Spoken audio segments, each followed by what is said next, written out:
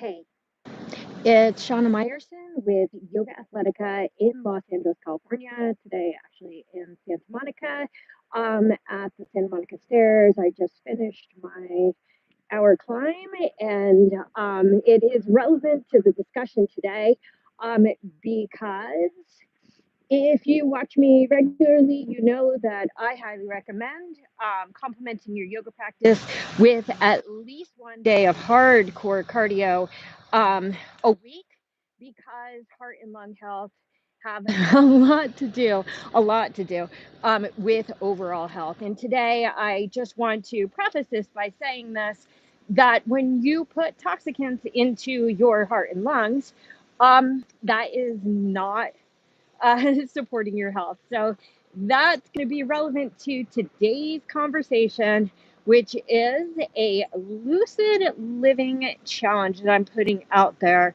Um, it's December, I don't know, 16th, 17th, something like that today.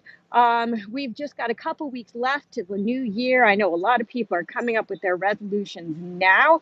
And by the way, I'm not a huge fan of New Year's resolutions. I'm a huge fan of every single day resolution. So I'm doing this video today so that anybody who likes to plan things in advance can plan in advance and start getting ready for the challenge. And those of you who are ready to take control of your lives and your health today, today is the day to start, not January 1st. Okay, let me preface this. I think I say that a lot. Let me preface this by saying that I am and always have been the just say no poster girl. Yes, my friends, I have never touched a single drug in my life. And yes, that includes pot. I've never touched a cigarette. And the only alcohol I ever drink is maybe a sip on a Jewish holiday. And that's really only if grape juice is not available. So let me put that out there because the challenge that I am putting out there is the hashtag Lucid Living Challenge. And this is a challenge to everybody for the new year for as long as you can. I always recommend take it day by day, or not even day by day, take it hour by hour if you need to see what it's like to live clean and sober, my friends. It is today I'm going to be talking largely in the context of the Yoga Sutras of Patanjali. Now, if you're just a health and fitness buff and you're not a yoga person, please do not turn this off. Even though I'm going to be talking about yogic concepts, they are applicable to every single human. Not only are they applicable, but I will argue that the precepts of yoga will change your whole life. So, for those of you who do consider yourself like a yoga person, if you have not read the Yoga Sutras of Patanjali, you need to pick it up.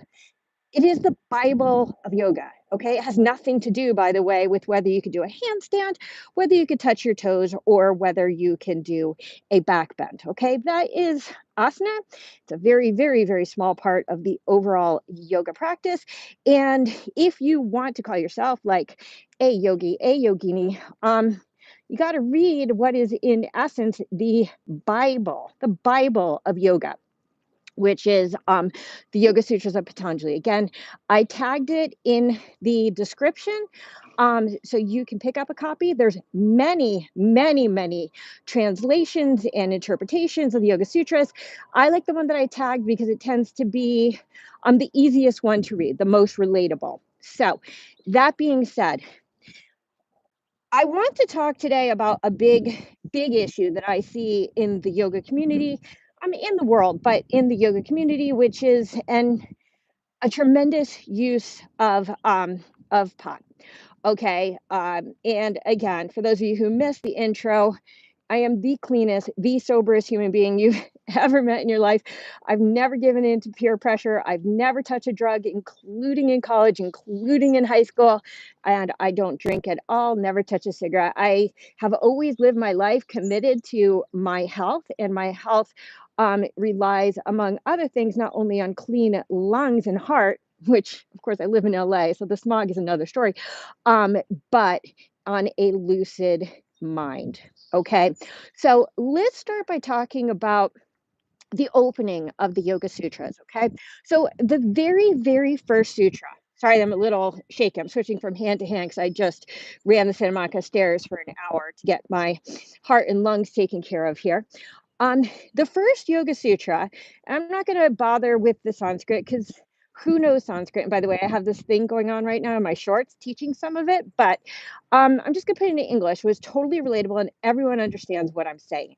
Okay, so the first sutra basically says, now we begin the practice of yoga. Okay, that seems like, okay, what a waste of a sutra, right? And the sutras, if you don't know, no, it has nothing to do with the Kama Sutras.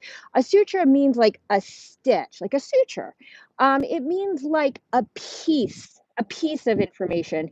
They're not like complete sentences. They're more like the kind of shorthand you would take in college to just take notes to remind you later of what you're actually saying. And that's why there's so many interpretations. So we have the Yoga Sutras, this Bible of yoga, and the first sutra literally says, now we begin the practice of yoga. Why do we have this first one? Like, who cares? Obviously, you just open a book on yoga. Of course, we're starting the practice of yoga. The answer is that it's a commitment.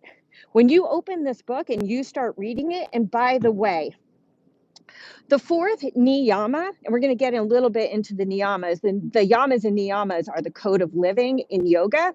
And the niyamas are like how we conduct ourselves or how we relate to ourselves. And the fourth one is svadhyaya, which actually is scriptural study to get closer to like the shared self, meaning like the universal shared soul. Okay, I know if you're not into yoga, blah, blah, blah, don't worry about it. But svadhyaya, which is scriptural study, is very important in yoga. And therefore, you must read the Yoga Sutras of Patanjali if it's the only yogic text that you read and you consider yourself a yoga person. Okay, so you open the book, you are now committing to your yoga. I also did a video on this recently about the concept of samastitihi, which really relates completely to this first sutra, because samastitihi, some people say that it's like another name for Tadasana, right? Which is standing at the front of your mat, getting ready for your practice. And the truth is samastitihi, though it does relate to that pose and that pose only, actually means like a call to attention. It means here I am, I'm showing up. It is the like embodiment of this first sutra. Okay, more importantly, second sutra. Now, they say that if you can do this one thing, which is a very short sentence, the second sutra, the Yoga Sutras of Patanjali, if you can do this one thing, you don't have to read the rest of the book, because the rest of the book is just a clarification of the pathway to accomplish this, this second sutra.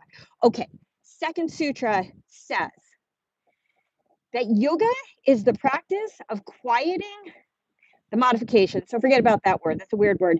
It really means the practice of yoga is taking control over your mind. Okay, quieting the modifications of the mind. So this is like this is like the consummate answer to what is yoga. Yes, yoga means to yoke together, to bring my mind, body, and spirit in the same place. What is that place? If you're willing to go there, it's tethered to God, to a higher power. It doesn't matter what you call it, okay? You call it God, you can call it Jesus, you can call it Allah, you can call it Buddha, it doesn't matter. But yoga ultimately is about this connection. And that's when we reach like this state of like sublime bliss, right? Okay, again, take it or leave it, the yoga stuff. I'm just doing this so people who are yoga people can relate to what I'm saying and hopefully take it to heart.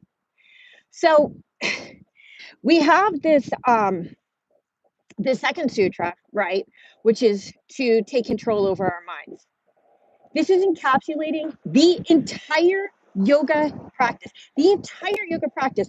And if you really want to look into it, originally yoga had nothing to do with the kinds of poses we do on the mat today. Asana literally means to sit, okay, or seat. And originally, asana literally meant to sit to prepare for meditation. So in the Yoga Sutras of Patanjali, the 8-limb path, right, to enlightenment was the yamas, which is how we deal with the world around us, the first 5 commandments, the niyamas, how we deal with ourselves and or God, they're inextricable. If you practice yoga, those are the second 5 commandments of the 10 commandments of yoga. I put it in air quotes because it's not literally the 10 commandments of yoga, but it is 10 rules for living that we are offered. Then we have asana. Okay, asana means to sit, as previously mentioned. These days, it means to do yoga poses or to like to get still in your mind. So, after that, we've got pranayama, right, which is controlling your breathing. Okay. And then we have pratyahara, which is like disconnecting your senses from the outside world. And then the next two are meditation. Okay, we have dharana, which is concentration, and dhyana, which is actual meditation, right? Like getting deeper so that you can get to samadhi, which is bliss, which is connection with God. So ultimately, this whole path is be a good person, sit down, breathe, focus, meditate, and and reach a higher place. Okay, so if this whole practice is a practice of meditation, what is the point of meditation? Okay, or what is the process of meditation?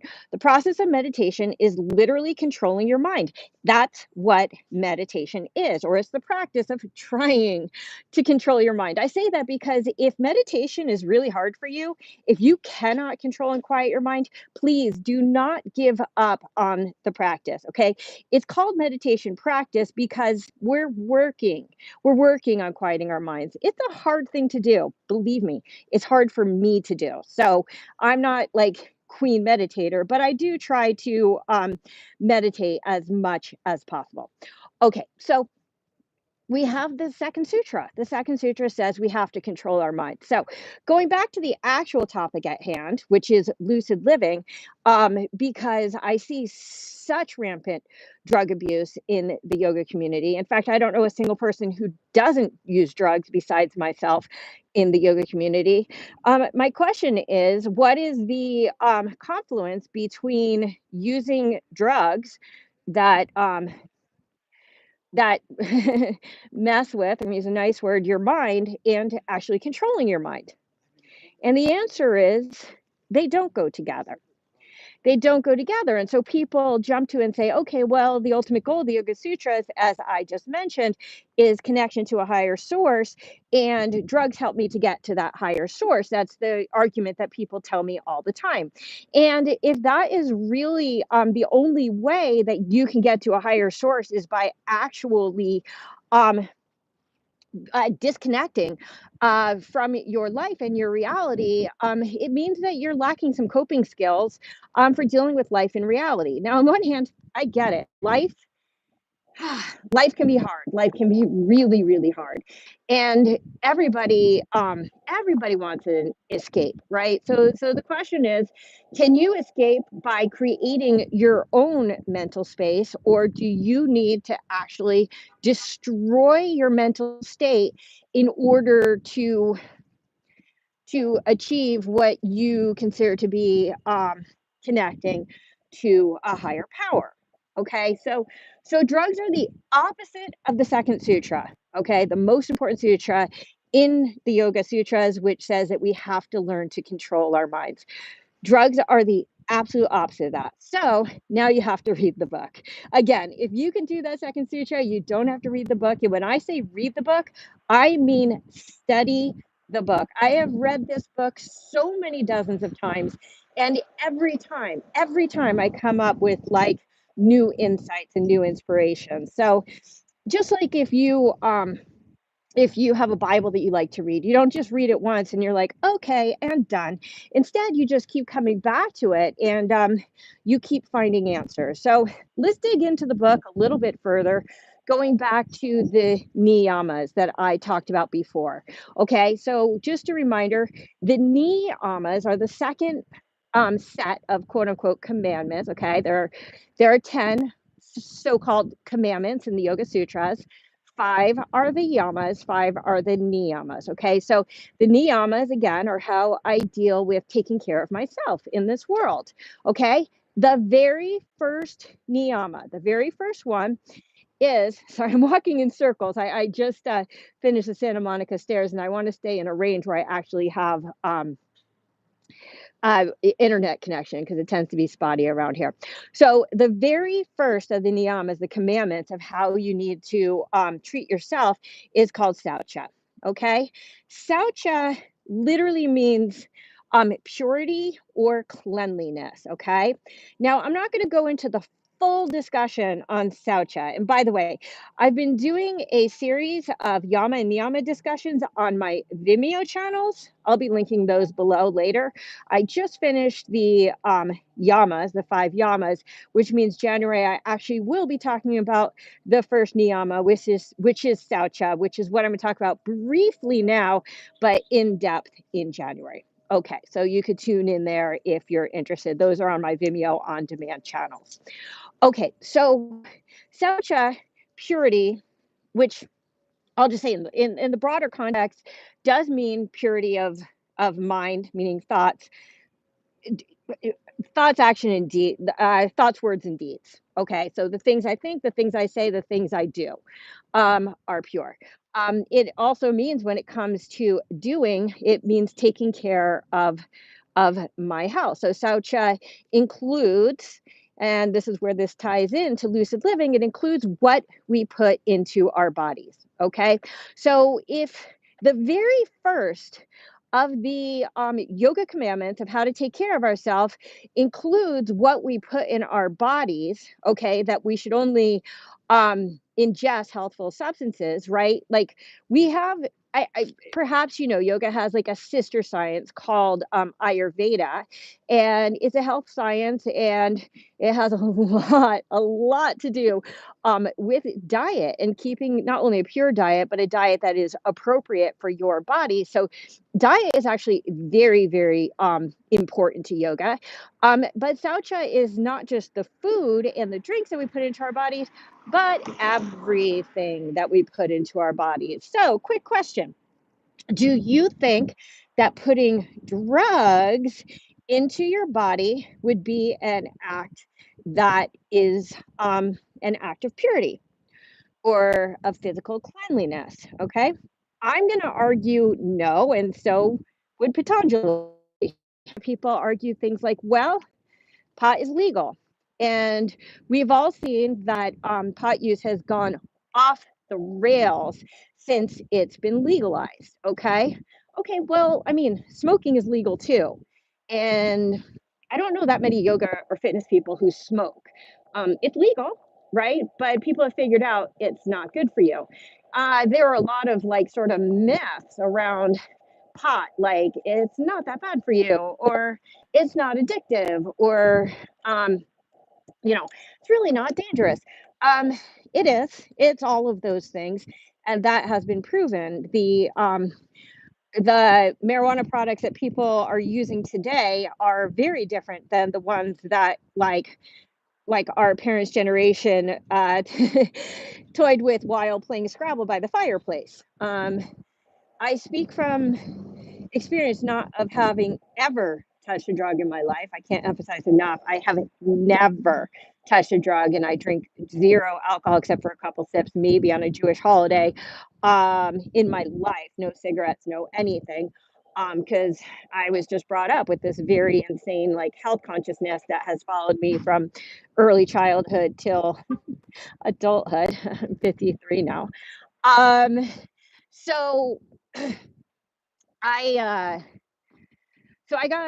just you could put this in the too much information file, but a few years ago I was in a very, very toxic relationship with with an abusive man who it turns out was um, a drug addict. Now I didn't, because I've had no experience with drugs.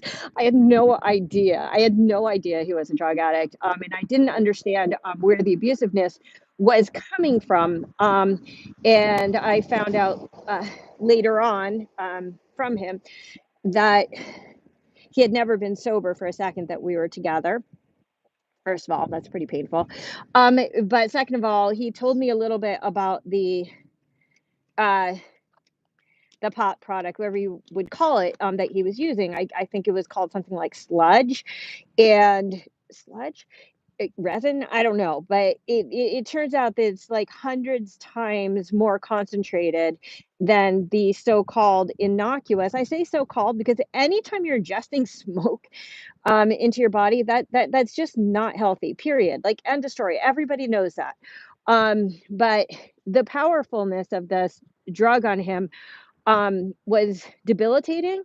It caused tremendous violent mood swings, and I don't want to go too far into this. Let's just say it was such an abusive relationship that I actually created a like a breakup channel here on YouTube. If you dig, you might be able to find it to cope with what I was dealing with because it was so painful. So I can tell you from, I don't know if you call that firsthand or secondhand experience, that if you're putting even so-called innocuous drugs into your body, they're really not innocuous. And so the question is, if you are really and truly dedicated, not just to yoga, but to your fitness or to your health, I'm very curious. I'm literally curious. I'm not being facetious. Like,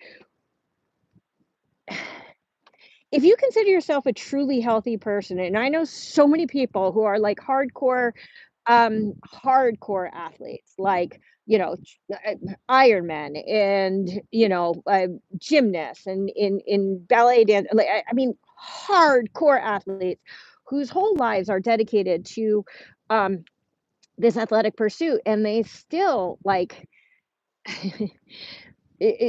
pot, but also, like, drinking super heavily, and I mean, not, like, drunk all the time, not I don't mean, like, alcoholic, but I just mean, like, they still, like, go out and party on the regular and get wasted, in which I never like, again, like, for those of you just tuning in, I am the Just Say No poster girl.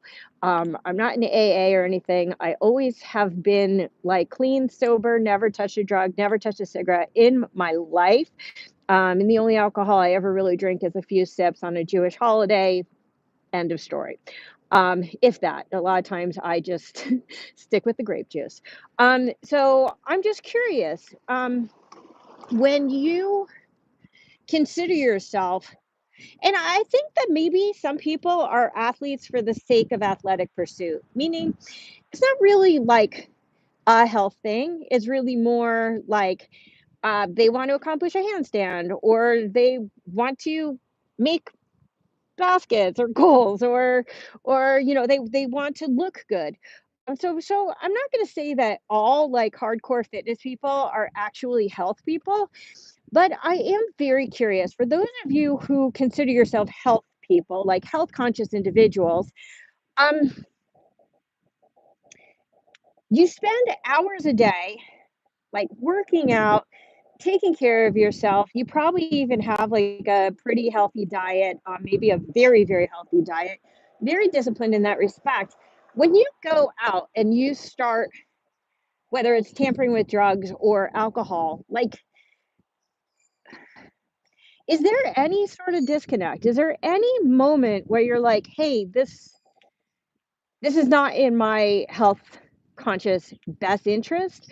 Or is it just what you do and it just is what it is? Because I'm asking this from genuine sincerity because it's something I don't understand. I understand why the average human drinks or take drugs.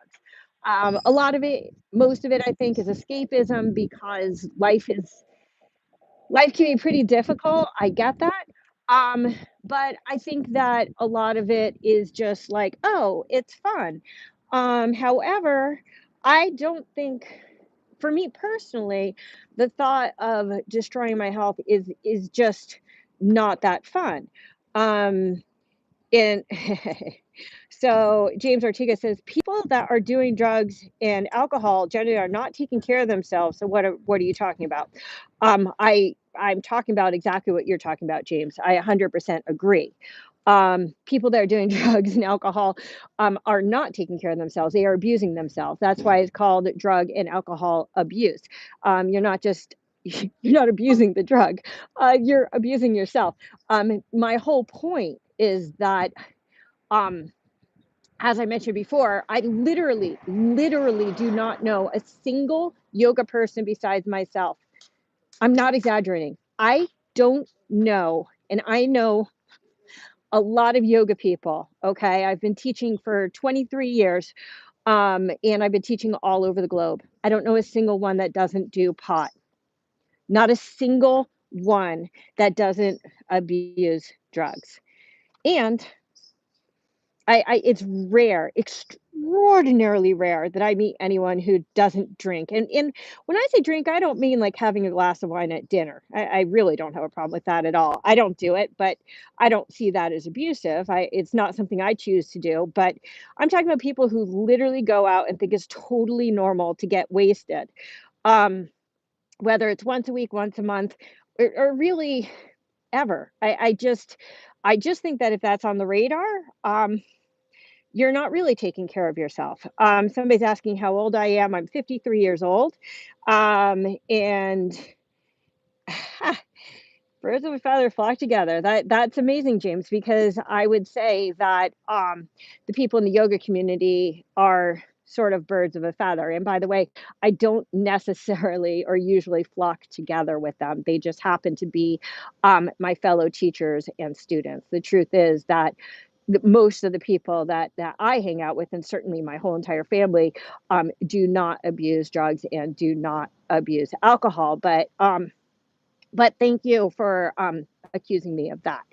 And by the way, I am a very introspective person, and if you think that I don't know what James would inspire you to make such an accusation. You're talking to somebody who practices yoga approximately 2.5 hours hardcore every single day. That's not counting while I'm teaching. I am a very, very, very strict vegetarian vegan, very strict vegan. And I get 8 hours of sleep every single night. I don't touch drugs. I don't touch alcohol. I take my vitamins. I take my minerals. I take my supplements.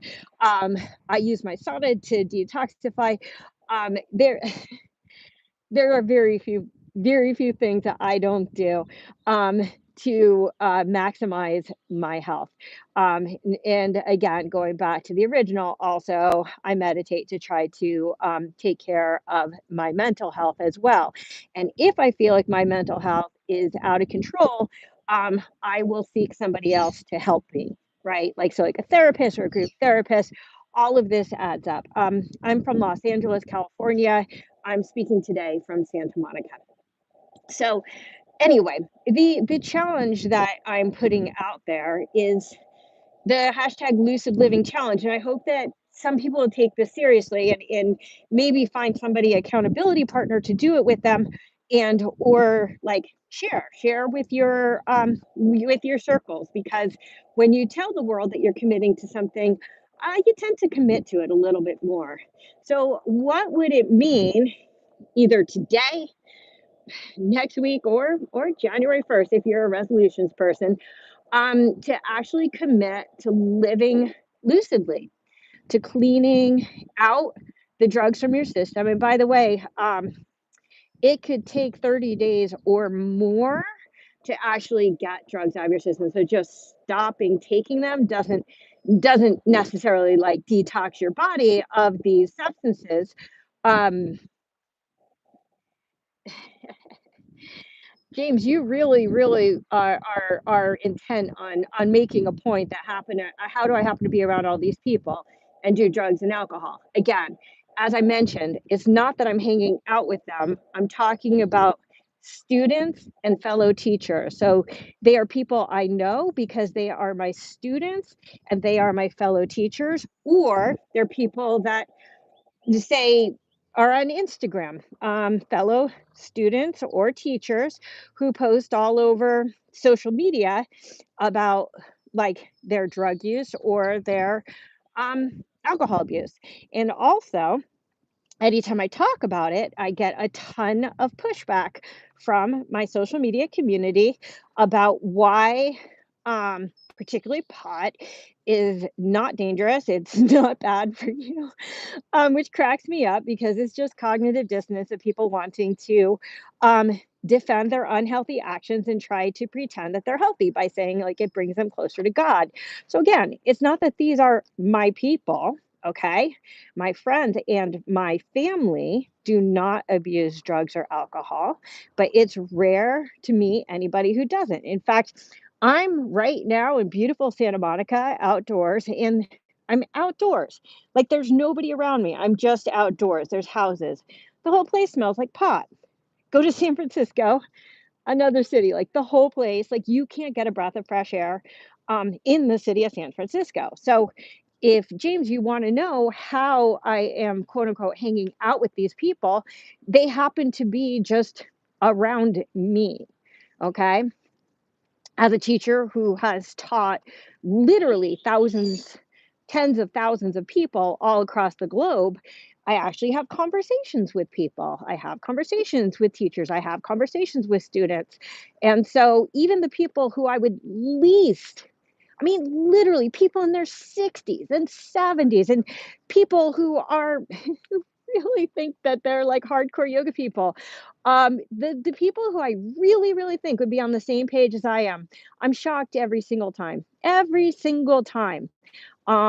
they are doing drugs. And the problem also, in my estimation, is that it's a slippery slope. People think that just because pot is now legal, it's somehow like okay or not dangerous for you. And so now they're doing um microdosing, and they're playing with like magic mushrooms and all in what's that thing you do in like the tent and stuff, the mother something or another. And so there's just so many people who are playing with these mind altering substances and claiming that it's some sort of health pursuit.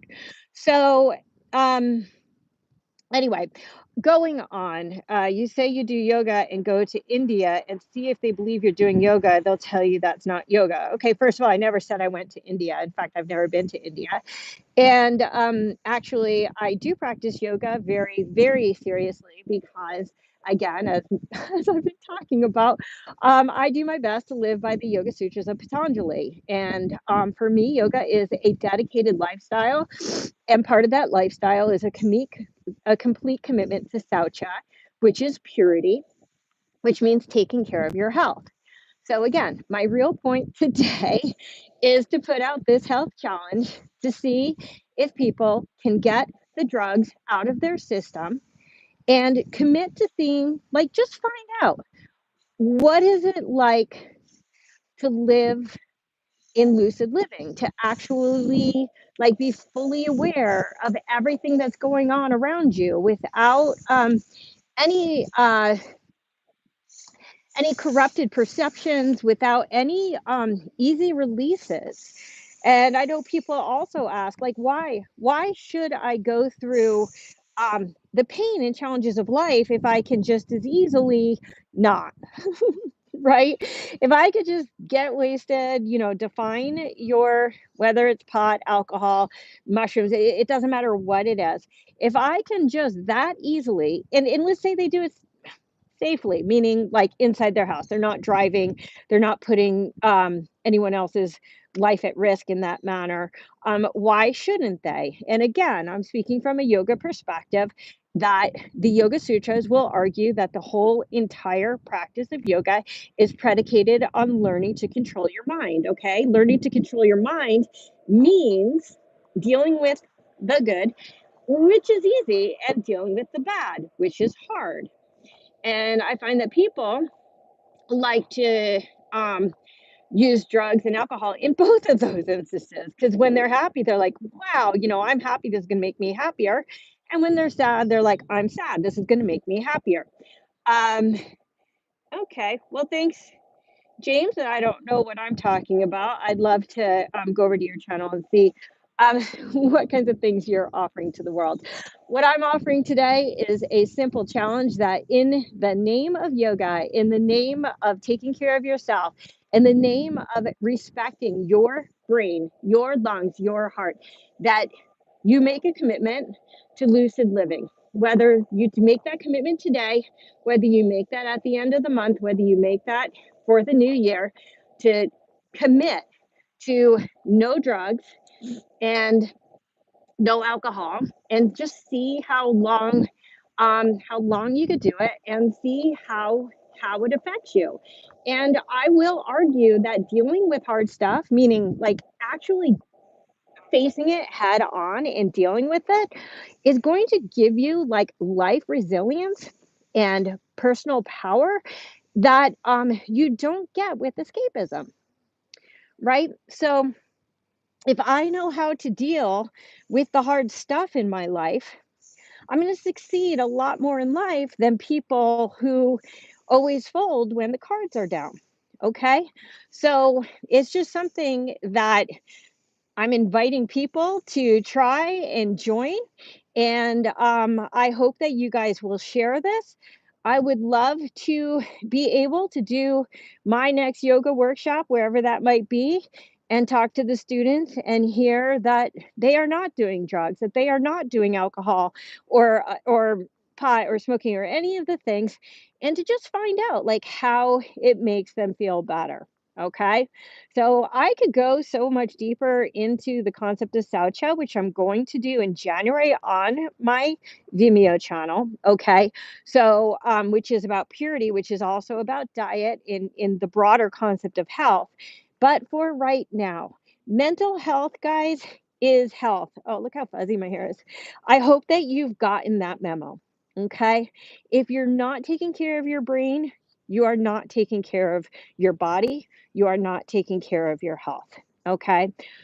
When you kill blood cells, sorry, when you kill brain cells, that is setting yourself up for a lot of problems as you grow older as well. And so, a commitment to overall health has got to include a commitment to mental health. And a commitment to mental health and strength and resilience and self empowerment, I believe, starts with renouncing drug use, stopping any sort of alcohol abuse, and just committing to Saucha, the concept of a clean living. Again, if you're a yoga person, the very second sutra, and what is considered to be the most pivotal sutra in the Yoga Sutras, the so-called Bible of yoga, I put it in air quotes because it's not a religious text, it's just sort of a like a pathway for living, that the second sutra that they say the whole entire book revolves around is about learning to control your mind. Okay. You cannot control your mind when you are on mind altering substances. Hard stop. I hope that you guys will join me in this lucid living challenge. I would love to hear how it goes for you. Thanks so much. Have an awesome day.